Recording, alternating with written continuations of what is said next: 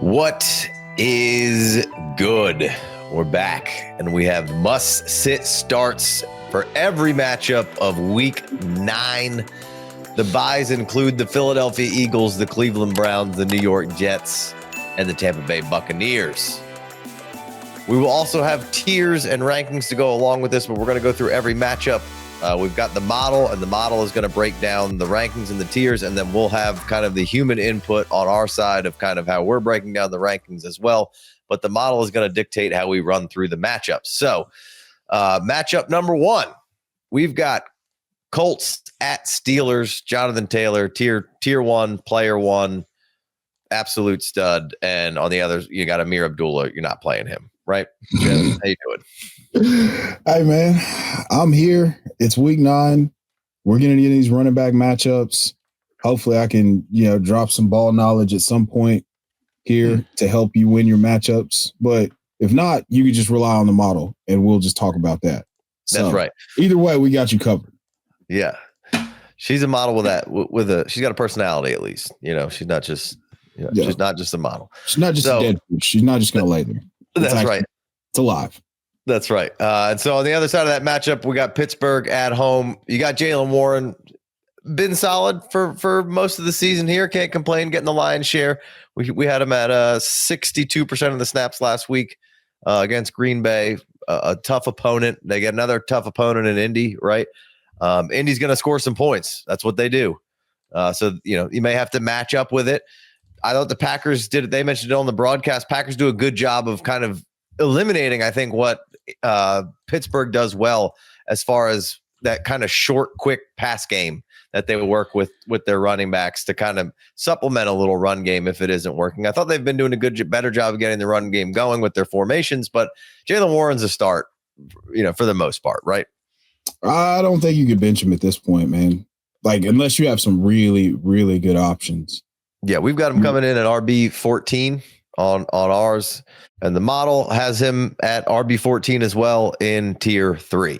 So on the other side of that, you have Kenneth Gainwell. You're probably not playing Kenneth Gainwell unless you absolutely have to, right?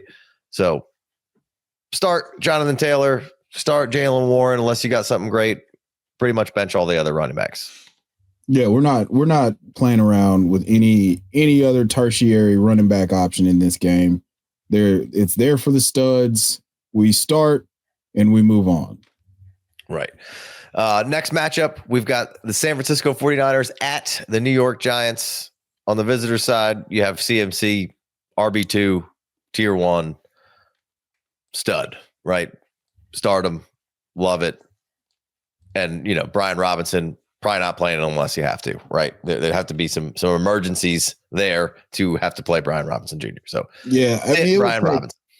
Yeah, it would take like a field bombing akin to the scene in The Dark Knight Rises for you to play Brian Robinson Jr. this week. But you can do it if you want. Right. But if you like fantasy points, I would highly suggest against this. Correct. On the other side, we have the Giants. They've got Tyrone Tracy and Devin Singletary. Of course, we lost Cam Scatterboo this past week for the season. Now, the model does take a minute to respond to a big injury like that. It didn't see what Tracy had done and didn't give enough credit to Tracy last week. So it has him down at RB 37.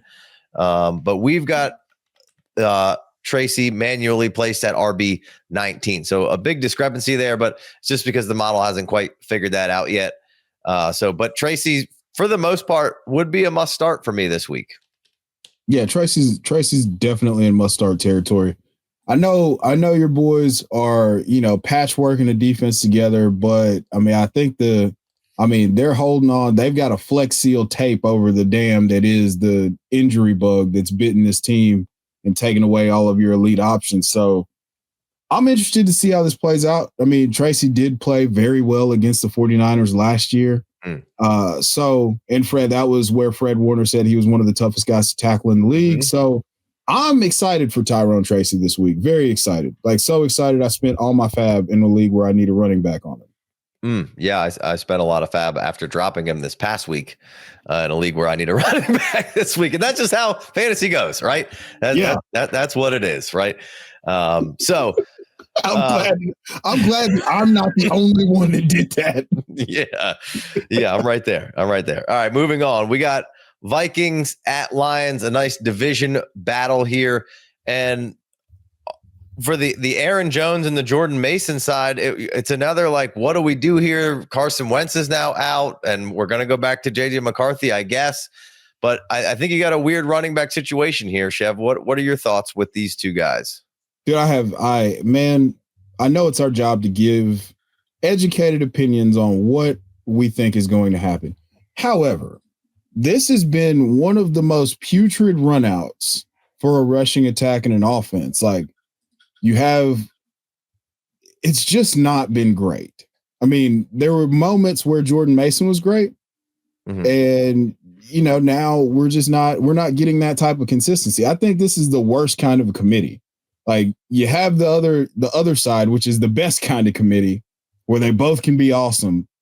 And then you have this side, which is literally just, a belly full of white dog crap. Right. Right. I don't really know what to do, man. Because, we think that Aaron Jones is going to handle the passing game work. He was missed on a wheel route touchdown. I mean, that's positive. But then Jordan Mason has done absolutely nothing. Yeah. He was one of the Chef GPT champions a couple weeks ago, and he did absolutely nothing. And then last week he did absolutely nothing. Yeah. So, I wish, all that to say, I don't love this matchup for them. And beyond that, we don't know how the touch distribution is going to work itself out. Right. And so when this offense isn't functioning and we don't know how the quarterback play is going to go, if all these weapons are functioning and Sam Darnold's back there, both of these guys could survive in this ecosystem. And also the offensive line not playing at an elite level either. They go to Detroit. Detroit's probably going to dog walk Minnesota if I had to guess this week. I would think potentially maybe Aaron Jones may end up being the quote unquote better play because of how this script goes. The model has Mason at RB17 and in tier 3, and the model has Aaron Jones in tier 5 at RB30.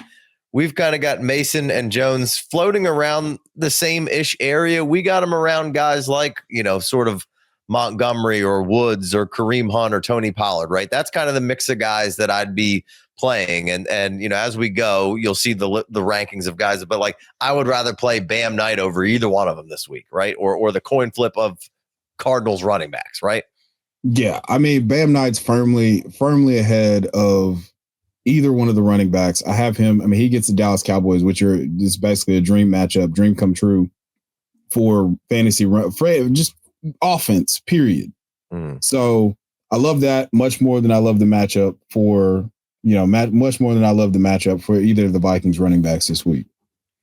Yeah. And on the flip side, you got the Lions, Gibbs, tier 1, RB3. And then David Montgomery, model wise, is RB25. So both of those guys could be, obviously Gibbs is a smash start. And then David Montgomery, to me, if I need running back help, I could play him. I'm not quite as interested in playing him as you are, Chev, right? You have a little bit more. I think maybe we're seeing the new OC maybe go leaning towards a little more Gibbs. But David Montgomery, certainly if you need the help, like you said, the Masons, the Marks, the Hunts of the world, I could play David Montgomery in that kind of range. I mean, this is a matchup you want to do it. I mean, this is handwritten for a David Montgomery stamp type game. They're 8.5 point favorites. We're coming off a disappointing game. Vikings allow 130 yards rushing a game and around 5 yards a carry. All of that lines up for it to be a positive David Montgomery environment. He's the RB22. We know that he's going to be closer to that RB15 range just based on what that role has represented in the offense over the course of the last 2 years, or, just what that role means in that offense, just going back to Ben Johnson's inception as the offensive coordinator John Morton hasn't deviated away from that. It's just that anytime Jahmyr Gibbs scores a 70-yard touchdown, it's probably not going to be a great day for David Montgomery. And that's just what it is. Like, he's going to be RB1 or RB2 on the week, and Montgomery's going to be somewhere either 20, RB24 to RB30. Yeah. So you'd probably have Montgomery more up in the Charbonnet, Stevenson, Kenny Walker area. Yeah, I mean, that's about where I'd feel comfortable with his floor, knowing that if he falls in the end zone twice, he's going to be a top 12 running back. Yeah.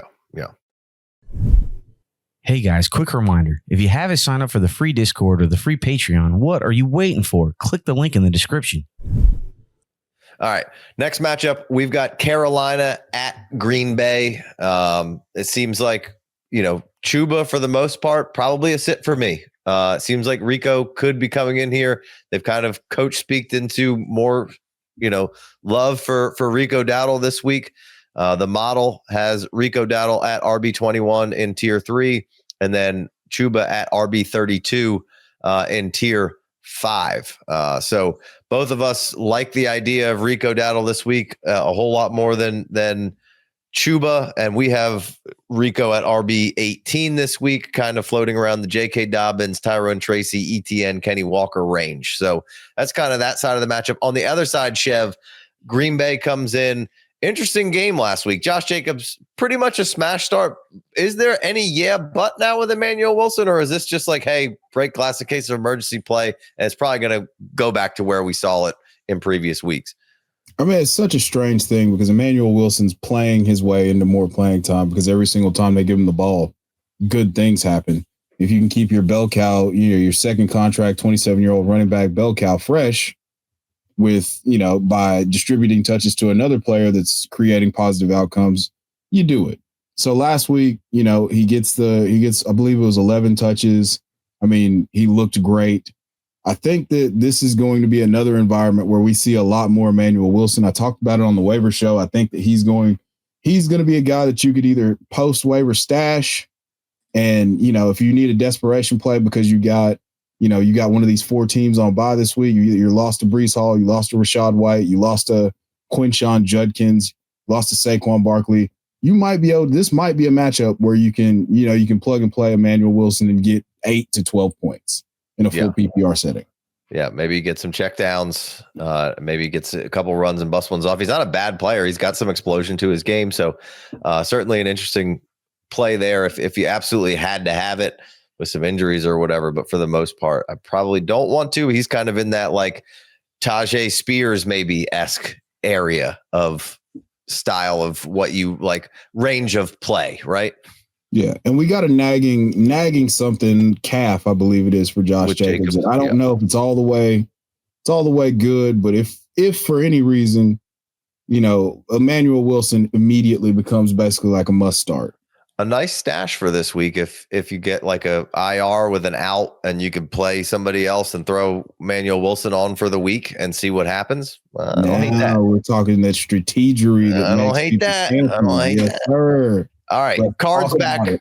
Cardinals back this week. They've got Dallas. So on that side, Cardinals could have some, saviors coming for your fantasy team here. We don't exactly know when Benson's back. They're being a little bit weird about that meniscus repair. Haven't really heard a whole lot just yet. And again, we're recording this on a Tuesday, so there's a lot of stuff you need to track throughout the week. And this Zonovan panned thing with Zonovan Knight and Amiri DiMercato is something that you should track. It seems like, if my opinion, it would probably be Bam Knight. They've been kind of telling us, but DiMercato kind of got put in the doghouse after a dumb move here. So one of the two could be good, but I like kind of the idea of both of them. We mentioned it in an earlier matchup.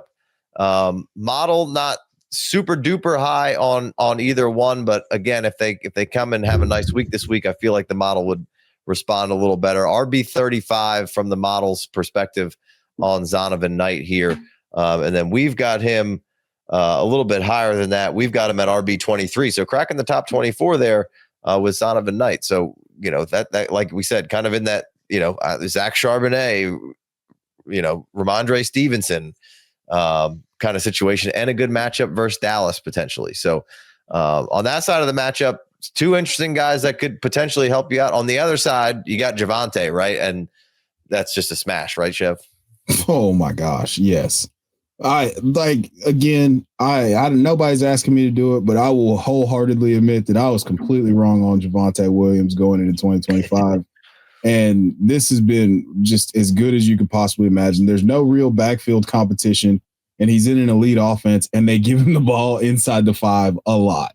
This is another example of a guy who's going to get all the volume imaginable and be awesome. So Javonte Williams in this matchup, I mean, I can't talk enough about how good I think he's going to perform this week, because one, the Arizona Cardinals are a soft, nearly run funnel defense, and Javonte Williams has no challenger he's a 3-down back that has the goal line role. How is he not top 10 rest of season? Yeah, exactly. Jaden Blue would be the other guy in this matchup, but he's a sit. And he again, like we talked about with, like, if you have a chance to add him, throw him on in case something happens to Javonte. He's been a nice little change of pace for them and gives them something different, but he's in no threat and any way, shape, or form a threat to Javonte. So moving on, next matchup, we have Atlanta at New England. Atlanta just coming off an absolute stinker. Bijan, obviously, just a stud, but the model has him at RB6 this week, still inside of tier 1. We obviously like Bijan, of course. That's a smash start. Tyler Algier, probably a sit unless you really need it. On the other side, Chev, Ramondre, a must start, and Travion a sit, or how do we feeling over there? Yeah, but Travion's a non. You can't play Travion. Right. Absolutely cannot play him. Ramondre handling the volume. I actually got into a discussion with someone who was trying to inform me that this was some sort of committee, and I was like, that's the most secret committee that I've ever seen in my entire life. That's amazing shit. This is just Ramondre's job at this point. So, like, it doesn't matter. It doesn't, like, no matter what we want as fantasy players, the more exciting outcome, the reality that we live in, is this is Ramondre's ball. This is his backfield. And Mike Vrabel does not have any intent on changing that to satisfy the whims of us fantasy players. Correct. And, take an injury or whatever, but model has Ramondre Stevenson at RB20. We've got him right around RB21, kind of slotting in on that Charbonnet, Kenny Walker. I would play Tyrone Tracy over Ramondre potentially this week. So those are kind of the guys that we've kind of sat him in around, and the model has it kind of around the same guys. Rico Dowdle, Kenny Three Sticks, but definitely over somebody like a Tony Pollard for sure. So yes. Ramondre's got a floor that's terrible and a ceiling that's not very high, but we have to respect the fact that they're going to keep running him out there. So yeah, and Atlanta's so wishy-washy that Dr. Jekyll and Mr. Hyde, you never know. So it could be a good day for Ramondre. So I don't mind tossing him in my RB2 or a flex if I have him. All right, Saints at Rams. What are we doing with this Saints side here? Alvin Kamara, maybe lower leg issue, and our boy, the professional Devin Neal, maybe going to get a shot here. I think you got to keep both of them lowly ranked right now, right? But is there? I think both are pretty much sits unless I got something crazy going on, right? Yeah, I can't really see a scenario. I mean, this would be an Alvin Kamara dream scenario if he were healthy, or if this were any other year other than 2025. But we are where we are, man. So hopefully we might get a little more Devin Neal this week. I mean, I'm excited about that. You're excited about that. Anybody that, that's an avid dynasty player that, listened to us in the offseason would be excited about that. But for redraft, you got to sit him. Just wait and see what happens. We talked about it on the waiver show the last week, I believe. He's a stash. He should be just sitting on your bench, parked on your bench. Let's see what happens. If you don't have him on, just check to see if he's available. But it's a sit for the Saints backfield. Yeah, I would tend to agree here. Rams solid defense. On the other side, Kyron's a start, and Blake Corum and the other guys probably not. They've been mixing in a little more than we've seen in past, but not interested in playing any of those guys. It's Kyron or bust. So correct. Yeah, nothing else there. Yeah, Ravens, Dolphins. We've got Derrick Henry, Justice Hill, Keaton Mitchell. Hey, you want to throw Keaton Mitchell on the squad if you got a spot, throw him on there. He's fun, but for the most part, it's start Derrick Henry. Don't worry about anything else. On the other side, it's start Devin Achane. Don't worry about anything else. Right? Si, senor. Let's see where the model likes Derrick Henry here. I would assume RB8 for Derrick Henry for the model. And for us, we have Derrick Henry coming in right at RB8. So aligned right there, the humans are with the model. And Achane RB9 and Achane RB6 for the human side of things. We're starting both of those guys, and we're excited about it. Next matchup, we've got Chiefs at Bills. Little eyebrow raiser. We've had Pacheco now week to week with an MCL, so that opens up the door for Kareem Hunt, who's just kind of maybe rebounding from something, and our boy Brashard Smith. So Kareem Hunt, how do we feel about Kareem Hunt? How much startability do we have with Kareem Hunt this week?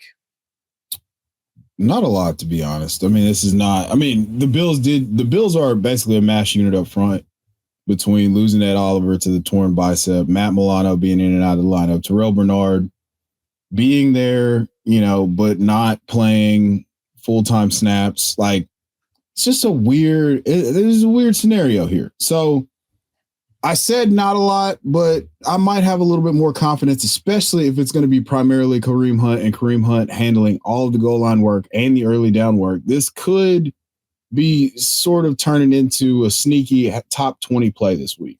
We don't have him there, but I'm just saying, I talked about it more out loud just now, and I think that with the Bills' injuries, I could get into this play a little bit more than I thought initially.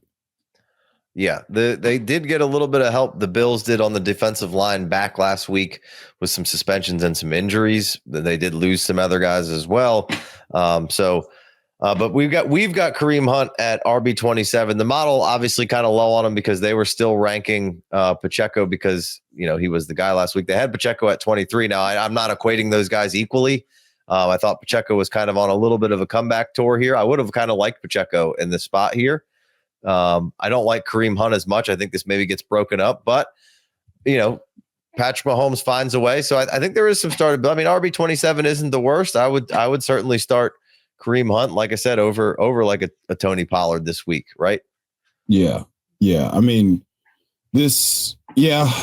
have to wax poetically about that. Yeah, you're playing Kareem Hunt over Tony Pollard and Tajay Spears, and we'll just figure the rest out later. But start there, and if I'm wrong, oh well. Yeah. And then obviously James Cook has been in fuego. The Chiefs have a good defense over there, so I wouldn't expect him to get as loose as he was this past week, but still, RB10 on the model in tier 2, and I think we've got him at RB7. So yeah, a lot of love for Cook. Yeah, Nothing else. Nothing else here, right? All right, we got Chargers at Tennessee Titans. Kimani Vidal a start, Patterson a sit, but how high is Kimani Vidal, you may ask? RB11 on the model, tier 2, and with us we've got him at RB12, so right around the same area there. Pretty much a smash start. You love it. The great matchup. Sorry, Chev. Quest to the 1-1. This is one way my team can pay me back. I can use them to score fantasy points because I can't use them to score real points. So, yeah, Kimani Vidal, you start him. There's very few people that this week that I would start over Kimani Vidal. He is on the verge of must play. Like that's we have to start adjusting those expectations. They got Joe Alt back. The run game got going. This is a smash start. Yeah. And then on the other side, Tony Pollard Spears, I want to sit both. If unless I absolutely have to play Pollard, we got him at RB28. I know the model likes it a little bit more than we do. They've got Tony Pollard at 22. I don't love that at all. So no, and the problem there is Tyjae Spears. While they both look serviceable, Tyjae Spears has played more snaps in his return in almost in every game, if I'm not mistaken, than Tony Pollard has. Yeah. Yep. All right. Other side or other game. Next game here. Geez, Manetti. Moving forward, next game we have Jacksonville at the Vegas Raiders. Travis Etienne, I think it's a must start. Facial Tootin, that's a sit. And on the Raiders side, you got to play Genty and most certain anybody else. You're sitting them, right? I mean, what else is to say with the matchup here? Yeah, we're not farting around with any of that nonsense. Playing anybody else that's not named Ashton Genty, whose sleeper avatar is a Halloween mask. We're not playing anyone else from the Vegas backfield. Okay, right. And hey, it is what it is with Genty. They're having a rough year as far as getting that offensive line together, getting the offensive really rolling here. But I still don't mind playing him. He's the RB12 in the model, RB13 for us, and then Travis Etienne's RB16 across the board for both things. For your pleasure here. All right, moving along. We got Bears at Bengals coming at you. DeAndre Swift on bit of a heater. This thing, won't stop right now. So he's a must start, right? Yeah. I mean, that's yeah. We don't have to do too much. Just yes. You are firing it up. We're rolling with it. We got until Swift. It betrays us. We got Swift at RB10. The model has him at RB13 in tier 2. So a lot of love for Swift this week. Cincinnati's been, way more formidable than before, but still not a juggernaut by any means. And on the other side, we've got Chase Brown and Samaje Perine. And Chase Brown has turned into, hey, you got to start him, right? He was getting to the point of, this doesn't look great right now, and the Bengals stink, but Flacco's brought some juice and startability there, right? Yeah. He brought this offense back to life. I mean, Flacco's playing point guard, distributing the ball at a high level. I mean, you had the Bears who were basically a run funnel up until TJ Edwards got back, and now they're playing some fairly stout run defense. They did face Derrick Henry, give up 2 rushing touchdowns. So both of these running backs are in play. I'm obviously playing Chase Brown. If in case of emergency, like desperate emergency, you could stick Samaje Perine in your lineup, but I mean, you're probably not doing that. But he looked good. He had an explosive last week. He had an explosive and not diarrhea. We've got Chase Brown at RB15 across the board model and our personal rankings here. So keeping it moving. We've got Broncos at Texans. Harvey obviously last week had, a nice TD performance, but I wouldn't be putting the cart before the horse here just yet. I mean, startability and J.K. Dobbins on the other side there, definitely feel fine firing him up this week, right? Still, without question. You're not scared from the Harvey TD emergence. No, it's actually beautiful because okay. The problem is, people on the internet are saying, hey, this is the RJ Harvey breakout game.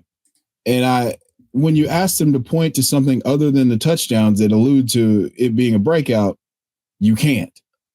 So he broke a run off. He looked good, but it's still Dobbins' show. Yeah, this is J.K. Dobbins' show until it's not. Now, we don't speak ill and we don't wish injury on anybody, but we have to look at the history. At some point this season, he's due to miss. So you should have RJ Harvey on your rosters. Because those weeks, I do believe he's going to smash the J.K. Dobbins misses, or we get the outlier James Conner season where he plays 16 games. Yeah, and RJ Harvey to me is somebody that, like, when I have a bye week or an injury, I can click him in there and hey, I can probably still get by. And if he scores a touchdown, it's probably going to be a fine week, right? So I'm not discouraged from having him there or having to put him in my lineup. I just don't want to have him in my lineup and really count on him. He wants to be a in case of emergency kind of player. And Model and us, RB18, RB17 floating around the same area, kind of tier 3 kind of play for J.K. Dobbins. On the other side, Woody Marks, Chubb, much more inclined to start Woody Marks at this point. Not the best matchup, obviously, for your running backs here, but Model has Woody Marks coming in at RB29, and we've got him at RB26, and then Chubb at 33 in the Model, and Chubb at 31 for us. So don't mind playing Marks. Don't really want to fit Chubb in there if I don't have to. Not doing it. 10 out of 10, not doing it. All right, last matchup on the board here. We've got Hawks at the Commanders. This Sharbs Walker situation is getting tough. I hope at some point it breaks its way and rears its ugly face to give me some answer to which guy to really, really start super confidently. Obviously, big Kenny Walker guys here. Charbonnet's a nice player. How do we play that this week, Chev? Just hopefully Kenneth Walker is able to score, because they just seem just beyond overjoyed to let Zach Charbonnet, Jamal Williams his way into fantasy relevance.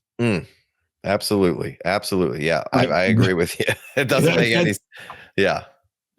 I mean, that's where we're at, man. And then, it's like, hey, maybe we should give him a few more carries. There's very clearly an advantage here, but again, I don't know what it is. Maybe Zach Charbonnet has naked pictures of Clint Kubiak and his, maybe he has the files that everybody's been clamoring for such a long time. Maybe. I can't. I mean, can you think of another explanation as to why they just won't give Kenneth Walker more carries than him? I don't know. And it seems like they've kind of got the roles a little messed up of how I think they should be kind of deploying each one. So I don't know. It's definitely a little weird. Model has it at Kenneth Walker at 19 and Charbonnet at 26. We've got it a little closer. We've got Kenny Walker at 20 and Charbs at 22. Because at this point, I can't really delineate which one I should go with. I don't think either one's terrible, but neither one's awesome unless some crazy touchdown variance happens, right? Yeah, sometimes you're worse than the sum of your fucking parts, and this is the quintessential example of that. Hey, you want to make it fun for nobody, right? Let's just put them in a full blown committee where one guy, we don't use either one of their skill sets accordingly. Yeah, it stinks on ice. Somebody get hurt and not be Kenny Walker. All right. I got plenty of Sharps too. So maybe they fucking trade him. Maybe they trade him. They should trade one of them. They got to trade one of them. If they want to be good, I think they need both right now to just kind of walk through. And then if one gets hurt, they're still in good shape because the run game is a big part of what they want to do. So we'll see kind of how it works moving forward. On the other side, the Commanders, I don't want to play anybody, man. They don't want to, I don't know who to play. I'm always wrong when I play the guy. So it's just Croskey-Merritt, as much as I like him, I think he's good. I'm benching him. I'm benching Chris Rodriguez. I'm benching McNichols unless I absolutely have to play Croskey-Merritt. I'm just not doing it. Yeah. I mean, look, I wanted to feel so vindicated about the people victory lapping, Bill being irrelevant for fantasy after the breakout Chargers game. And now I look like a dipshit, and I'm glad that I didn't victory lap hard because he's done absolutely nothing in smash matchups for the last couple weeks. Right. And the Commanders have had their struggles for one reason or another. The model does have Croskey-Merritt at 24, so it's still got some love and some hope for him. We've got him down at 37. We've put him in the basement. He's in the freezer with Uncle Ebenezer. Shout out to the fish.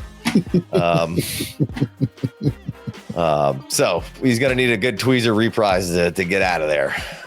If you know, you know. All right, hey, Chev, we did it. Every matchup, rankings, tiers, everything you freaking need and guys want for your redraft matchups on a Tuesday. Tuesday. We'll catch you next week. We're out. Peace.